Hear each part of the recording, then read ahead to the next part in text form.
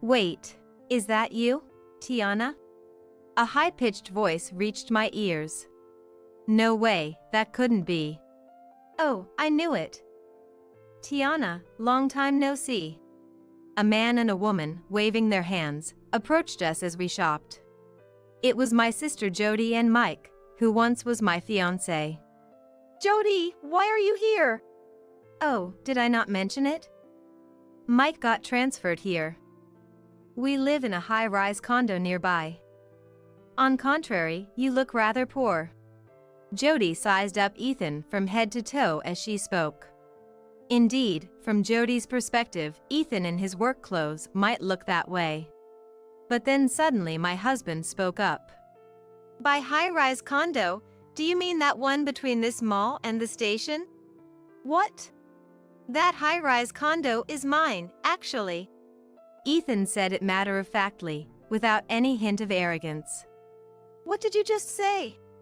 Well, if we're talking about high-rises around here, that's the only one, right? So, it's mine. What do you mean? Exactly what I said. There was a plot of land we've had for a while, and when we built the high-rise on it, it sold beyond our wildest dreams. The land value skyrocketed, and now the taxes are a nightmare. Ethan said this and then invited the two to our farm. He got in the car and immediately called home.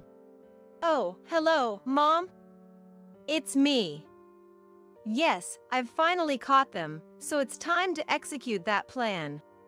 It seems something was happening without my knowledge. My name is Tiana. I'm a housewife with 2 children, married to Ethan, who is 4 years older than me. We're living happy days running a farm. But my life before marrying my current husband, my life was always somebody stealing something from me. I was born the middle child among 3 sisters.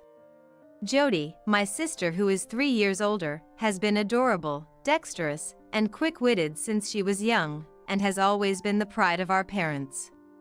She always had good grades without trying much and was always the star in elementary and middle school.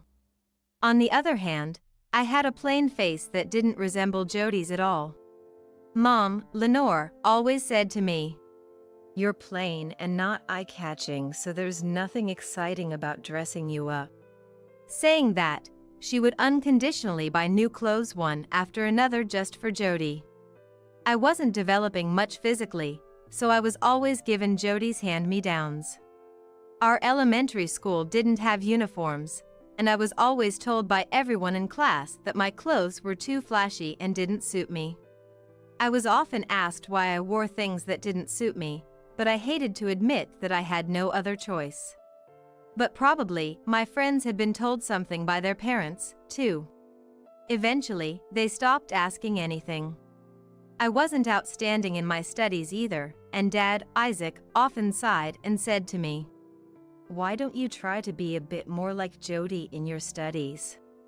Even so, from around upper elementary school, I was not only doing my homework but also making sure to do my previews and reviews properly. I was well aware that I was slow, which is why I thought I should do what I could properly. But that didn't mean I could get good grades right away. I grew up sighing a lot, and eventually, it was time to think about further education. "You'll only go as far as high school." Dad declared that to me. Huh? Why? "You don't have good grades, and that should be enough, right?" The age difference between us was the problem. The 3-year gap meant that our education phases overlapped. The cost for both of us would come at the same time. As a result, Jody went to a private high school she wanted, and I was purely public. Later on, "I want to go to a private college in Boston," Jody said. Boston was a plane ride away. Plus, the cost of living there was on a whole different level. Living alone in such a place. By then, it had already been decided by our parents that they would cut costs on me. It might have even meant that they wanted me to start working as soon as possible and contribute financially to the household. And my youngest sister, Risa, for years my junior, often just watched me silently without saying anything. With days filled with nothing but sighs, I didn't have anything special I wanted to do, so after high school, I got a job at a local agricultural cooperative. I was essentially an office worker, and it was in a very rural area. The people I dealt with were far from fashionable. Some carried an old-fashioned vibe, while others were oddly flamboyant, making every day monotonous, but it suited me. If it were Jody, I'd rather die. that's probably what she would say. And before I knew it, 7 years had flown by, and in this workplace where people marry young, I was treated like a veteran at just 25. That's when I met a man. At a party, I was invited to by a younger colleague, and that's where I met Mike, a salesperson from one of our clients. Surprisingly, we hit it off and started dating almost immediately. Our relationship was unbelievably smooth, and he proposed in less than a year. We were planning to marry 6 months later. But around the time we were making wedding plans, Jody, who was supposed to have been working at a corporation after graduating from college, quit her job and came back home. I can't stand it at that company anymore. Well, if you say so, then it must be true. You must be tired. Just take it easy. And so, my parents spent their days giving Jody an allowance, taking her out, and having a great time doing absolutely nothing every day. Then, one day. What? Tiana, you're getting married? Yes, that's right. As your sister, I need to see what kind of guy he is at least once. Saying that, Jody flashed an unpleasant smile. I don't need for you to check. Huh? You can't listen to what I say. Saying that, she grabbed my hair and yanked my cheek hard. In the end, Jody came along to the discussion at the wedding venue. Despite the many decisions that needed to be made, Mike was somewhat distracted that day. I had a bad feeling, and a few days later, Jody bluntly told me, Mike will be mine. But the wedding venue has already been decided. When I retorted, my parents sided with Jody. Oh, it's simple. Just switch you out for Jody. Exactly. The ceremony itself doesn't change, and we haven't sent out the invitations yet. I couldn't understand what they were saying. Were they planning to use the wedding, for which I had also paid half the expenses, for Jody and Mike instead? I confronted Mike with intensity, which was unusual for me because I'm normally a calm person. I'm sorry, but I have to take responsibility. It seemed he couldn't refuse Jody's advances. I was shocked to realize he was that kind of person, but I couldn't forgive Jody even more. But just because I couldn't forgive her didn't mean I could do anything about it at that moment. Especially since my parents were unequivocally on Jody's side. If that was the case, there was nothing I could do. Then you should just leave. By then, Risa, who had graduated from a local university, said to me, You don't have to stay here forever. You will continue losing things staying here. Her words changed something inside me. I realized there was no reason I had to stay here. Don't worry about me. I'm good at getting by. With those words, Risa encouraged me. I immediately informed my boss about the sudden cancellation of my marriage and discussed resigning. My boss was surprised and listened to the whole story up to that day. Then, instead of resigning, he suggested a transfer. He said it would be a waste to let go of someone who had worked as diligently as I had and who had a knack for dealing with the farmers. I gratefully accepted the offer and moved out, taking only my personal belongings with me before their wedding. Living alone and in a new workplace, I finally felt like I could breathe easily, away from that family. Although more rural than where my family's home was, my new place was still in a significant regional city around here. Perhaps because I felt more at ease, I started socializing more with my colleagues. And then there was another party, but I wasn't keen on thinking about marriage again anytime soon. However, a colleague insisted. This time, they specifically asked for you to come. So, I reluctantly decided to attend. The guests this time were heirs to neighboring farms. That's where I was introduced to my current husband, Ethan, who had been interested in me for a while. I knew his face as one of my company's clients, but nothing more. With some encouragement from my colleague, I decided to give it a shot, and Ethan turned out to be a fun and hearty person. He took me to his home several times. Wow, amazing! You say that, but it's pretty standard around here. Their farm was vast, half livestock and half crops. He had a big family who were incredibly open-hearted. Whenever I visited, they'd serve fresh, delicious food, and there were always smiles all around. Noticing that I was always somewhat puzzled by their family dynamics, they casually asked why. I'm just surprised to see a family that gets along so well. The people who jumped at this conversation listened as I explained my past and about Jody as calmly as possible. Then, my father-in-law Arnold, mother-in-law Nicola, and brother-in-law Ralph said, "What's with that? Not just the sister, but her partner and your parents too. You did the right thing by leaving." Exactly. So, come stay with us. I had always felt guilty in my heart for being abandoned by a man.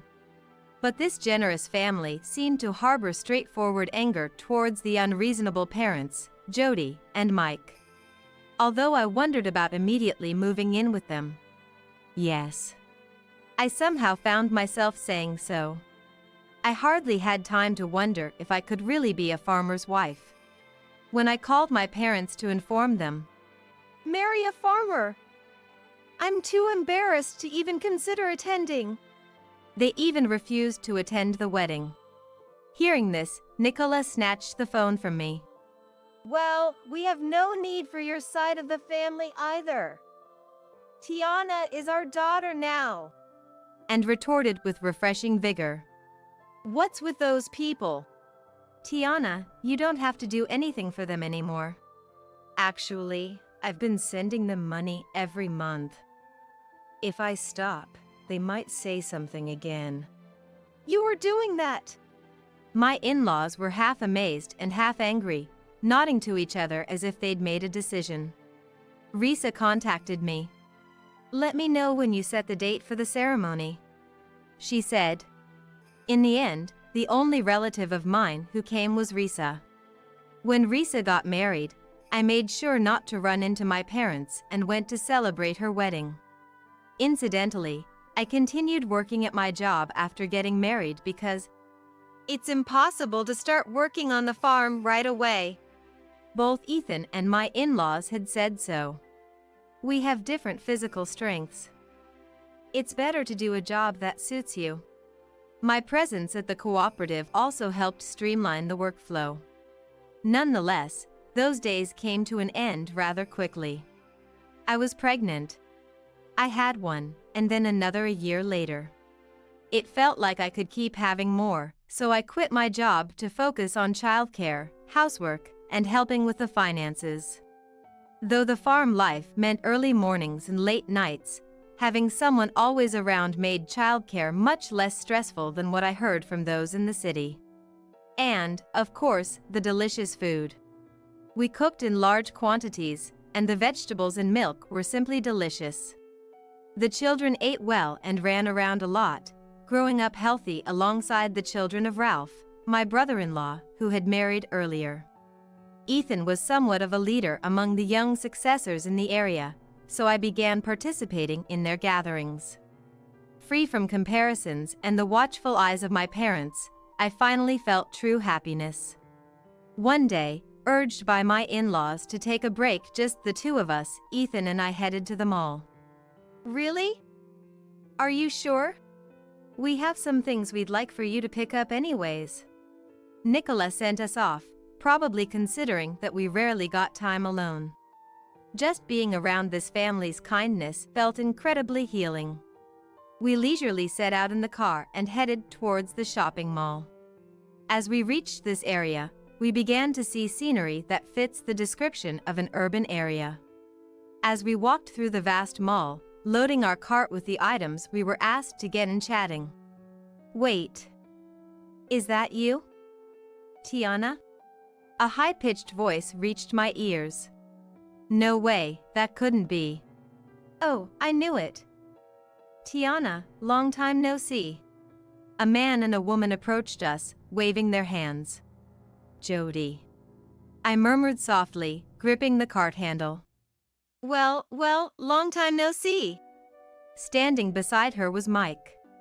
He seemed to have aged quite a bit, though. Jody, why are you here?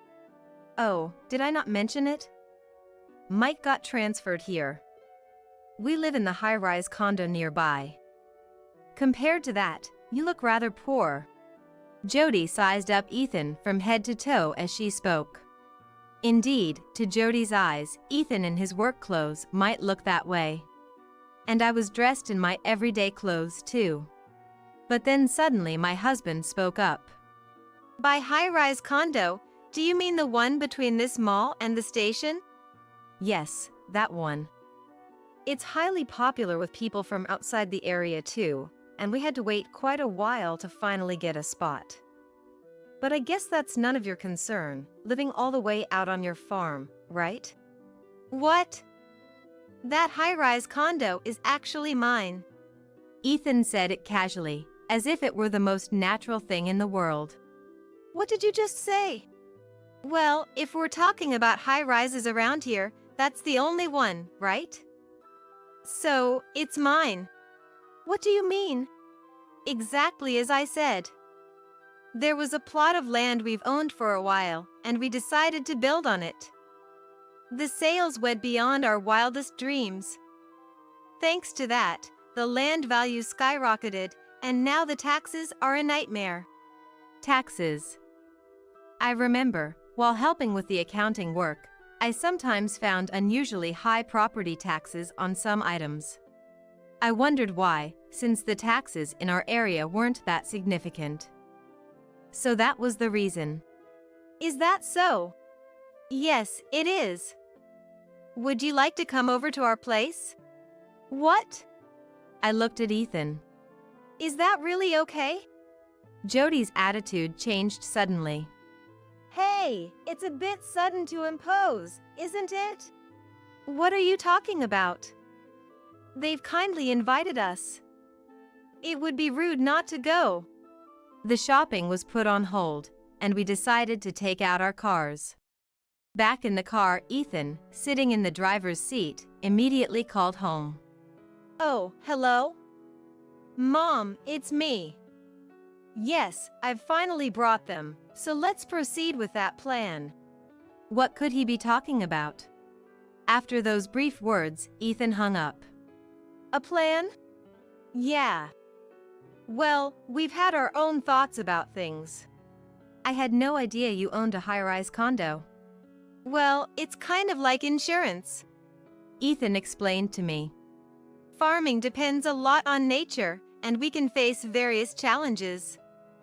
Our family just happened to own that land in the area for generations. And you built a high-rise on it? Sort of half and half. Not the entire thing, but for people coming from outside, the view is considered quite spectacular. That's for sure. Even if the view is just fields and mountains, their vastness provides a spectacle with each season. It must be appealing for wealthy people coming from outside. Would you like to live there? I immediately shook my head. I love our current home. Everyone's there. Me too. Saying that, we drove home. Along the way, Ethan shared a surprising strategy with me. Can we really do that? You know our family's unity, right? And our ability to carry out plans steadily. That's true. But as I glanced at Jody's car following us in the rearview mirror, I wondered if it would really work. Upon arriving home, "Oh, come on in." My in-laws greeted Jody's couple at the entrance with their usual, no, even brighter smiles. Arnold, is it okay to take time off? At this hour, there should still be work to do in the fields and with the cows. It's fine. We heard we were having important guests. Jody, entering the house, looked around. It is indeed spacious. Seemingly surprised by its size. There are many people and households living here. We ate together, but each family has its own space. Well, I haven't met anyone from Tiana's family except for Risa. I didn't even know she had another sister. Arnold laughed heartily at that. Meanwhile, I was in the kitchen preparing something for the guests. Tiana, it's better if you stay out of sight for now. What? Just watch from around here for a bit. Nicola gestured to a chair in the kitchen, wondering what she meant. I sat as told and watched the living room situation from my seat. Wondering what was happening, I sat as instructed and watched the scene in the living room unfold. Arnold and Ethan were sitting there. It's not much, but... with Nicola offering homemade sweet potatoes and pumpkin pies to Jody and her husband. From where Nicola directed me, I had a clear view of the other side. And they couldn't see me. Arnold, opening a beer, casually mentioned. So, you're living in our high-rise, right? Yes. Speaking of the high-rise. Arnold signaled Ethan with a nod. Hey, show them that thing we have. Implying something. That. Just a moment. Ethan said and retrieved an envelope from a shelf. Regarding the high-rise, we have something, well, specifically for Mike, that we'd like you to see. What might that be? Mike was puzzled by Ethan's words. This right here. Handing over a large document envelope to Mike, who hesitated before pulling out its contents.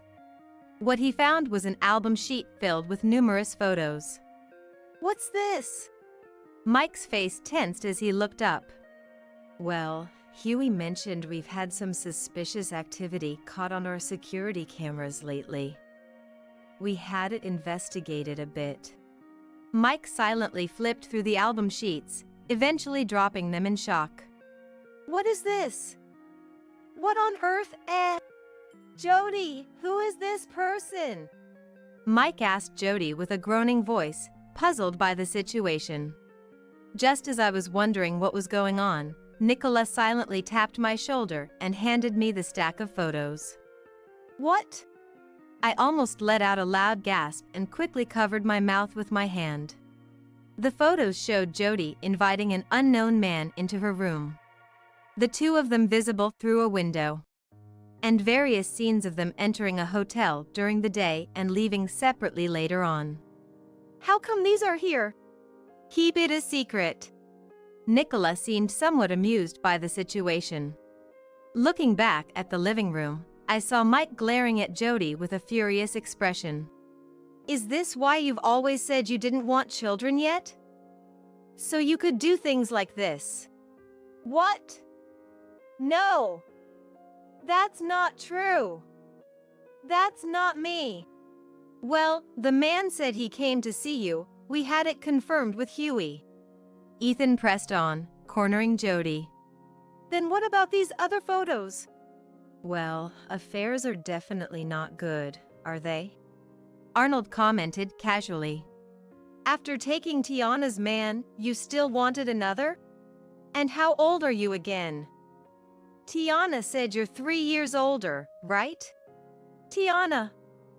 Did Tiana have these taken? That's not the point here.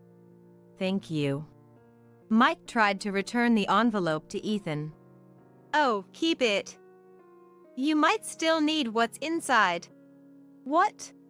Mike looked inside again and pulled out a large piece of paper. This might indeed be necessary. Wait a minute. Divorce papers. What's this all of a sudden? Jody panicked, but Mike began to speak in a low, matter-of-fact tone. You told me to take responsibility that time, remember? You said you missed your period. I thought I had gotten you pregnant, so I decided to marry you. But look now. Look now, what? It seems I had a drunken fling with you. I didn't remember it, but there was evidence. So, considering what happened later, I thought I should take responsibility. But you weren't pregnant, and you kept saying you didn't want kids now. How old are you again? You're the same age as me, right? I'm only 35. I believed you when you said you wanted to focus on raising one child properly. That's why I worked hard, improved my sales performance, got transferred. And that high-rise condo, I bought it on a loan because you insisted, waiting for an available unit in the sky, while you always complained about the lower floors being boring. So that's what had been happening. I'm tired of it all. Saying this, Mike took a pen and started filling out the divorce papers. Wait, what are you doing? Remember the wedding? Your parents did whatever they wanted, making it an embarrassment. No one came, not even my own parents. I never knew. Even now, my dad and mom haven't forgiven me. You were even happy you didn't have to deal with your in-laws. You let such unfortunate things happen? That must have been tough. I was even told not to come to my brother's wedding. Mike said this with a twisted face. Perhaps the reason he looked so aged was due to stress. I've had enough of this situation. You're probably tired of me too, right? That's not true. I can't live without you. You only want me for my money. You haven't worked since we got married. But I don't care anymore. He then thrust the divorce papers in front of Jody. Here. No. If you don't want to, that's fine. I'm going home. By the way, this envelope is from a detective agency, right? Yes, we had everything thoroughly investigated for the safety of the apartment we own. These are solid proofs. Thank you. Mike said this and gave a slight bow. Please let me know the expenses later. I'll pay in full. And Jody, I'll be claiming compensation from you. I don't have that kind of money. Faced with the realistic demand for money, Jody panicked. You can go back to your hometown and make money off men easily enough. I'm busy from now on, so I'm leaving. Leaving? What about me? Apologize to Tiana and ask for her help. Goodbye. With the envelope in hand, Mike left the scene. Then, when he looked at me, he slightly bowed his head. Wait a minute. Jody hurriedly stood up and tried to follow Mike, who was heading outside. We quietly followed the two. Wait. Don't leave me behind.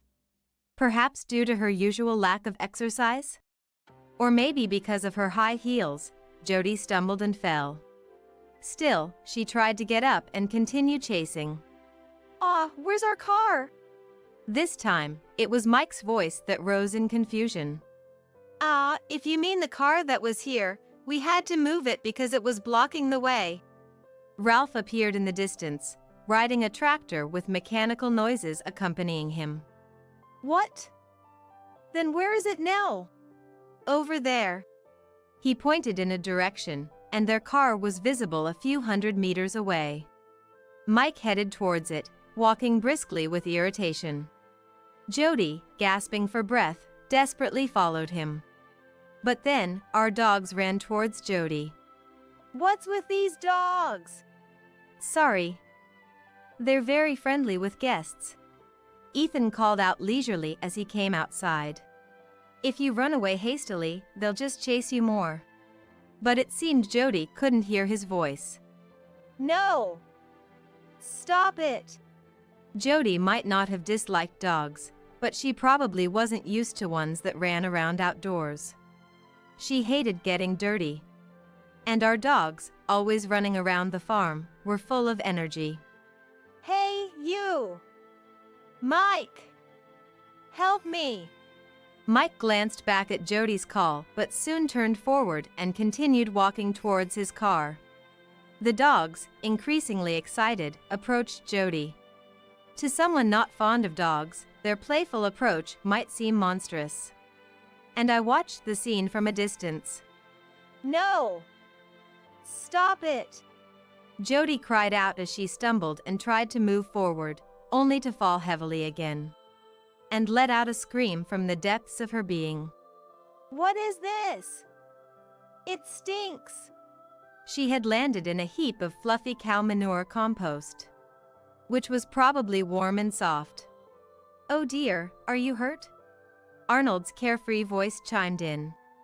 Two dogs were on top of the fallen Jody, licking her face. Jody seemed too stunned to even cry out. Understandably overwhelmed by her sudden plunge into the compost while dressed in her fancy outing clothes. Her entire body was submerged from head to toe, making it hard to find a spot that wasn't covered. The dogs, undeterred, continued to nuzzle and bark at Jody. I guess I have no other choice.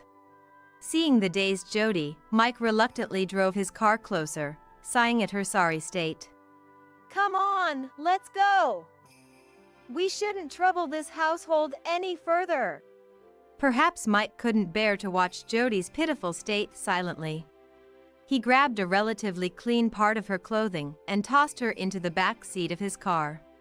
Well, that makes sense. Wouldn't want her sitting next to you.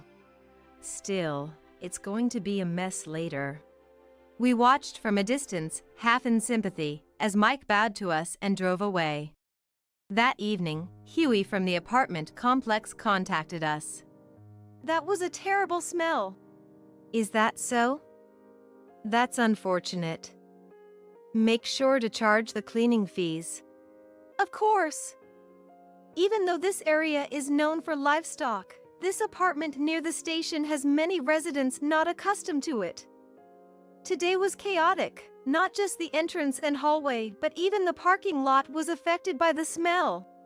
Listening on speaker mode, I was half amused and half exasperated by Ethan's laughter, feeling a sense of relief wash over me. Honestly, living in this environment, I'd forgotten how appalling it would be to emerge covered in compost in the middle of the city. Especially for someone like Jody, who took pride in her appearance. Especially the complaints from the upper floors are severe. We'll address it as quickly as possible. Right. Oh, and that couple is probably going to get divorced. Prompt action might even help push that along. Right. If they could leave, that would be great for us. After hanging up, the family around me gave thumbs-up signs. It seemed this was a long time in the making. Apparently, the very act of them moving in was influenced by our family. In this region, companies are often connected to agriculture in some way. And there's frequent communication among farmers. My new family, upon learning about my circumstances, had been keeping tabs on my sister and my parents. They had circulated information about a second-floor unit in the high-rise they owned becoming available at a discounted price. They knew Jody would jump at the word high-rise. Still, we couldn't predict when we'd meet them again. Ethan explained this to me. So, you were planning to act upon meeting them? Exactly. The family flashed genuinely warm smiles at me. And even the dogs that had come close barked in agreement. Oh, these people. I couldn't help but laugh. Later, Risa informed me that Jody had officially divorced. It was quite a spectacle. Risa reported, laughing heartily. Risa and her husband are currently in charge of the family home, from which I moved out when I got married. It seems that the wedding, which was carried out with a different partner than originally planned, significantly tarnished our parents' reputation. Seizing this opportunity, Risa, I'm sorry for our good-for-nothing parents. Apparently, she managed to win over those around her and take control of the household by adopting such an attitude. Into this scenario, Jody attempted to return after her affair-induced divorce. There's no way I could let her back into the house. After all the effort we put into keeping our parents in line, bringing back a parasite like that is out of the question. Risa made it clear to everyone that Jody was not welcome back home. Your everyday behavior really matters, doesn't it? So, what happened to Jody? I don't know. She should be the one to pay the compensation, right? Oh, and apparently, the reason Jody quit her previous job was due to her incompetence and some inappropriate romantic entanglements. This was news to me. Since then, she's been a housewife, and with that gap plus another divorce due to an affair, what kind of job could she possibly get? Maybe only something in the nighttime industry. But that might actually suit her. Mike had mentioned something similar. You know, Tiana, there were times I got frustrated looking at you. Given how terrible our parents and sister were, this outcome was inevitable, wasn't it? Yes. Right? That's why I took them as a lesson of what not to be from early on. Thanks to that, I now hold the reins in our family. I see.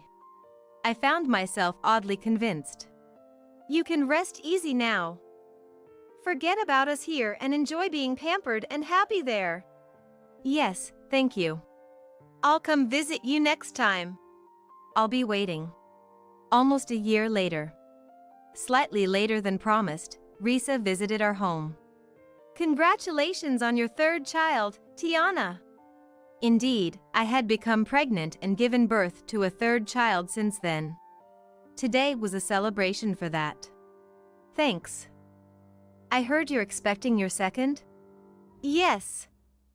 But we're stopping at 2. How about you, Tiana? Planning on more? Yes. It's easier to raise them here without any trouble, and they grow up healthy. Indeed, the older children were taking care of the younger ones, and the little ones were always looking for something they could help with. I had been slightly worried about turning out like our parents. But I felt confident that with this place and this family, we could be happy without those concerns. I truly believe so.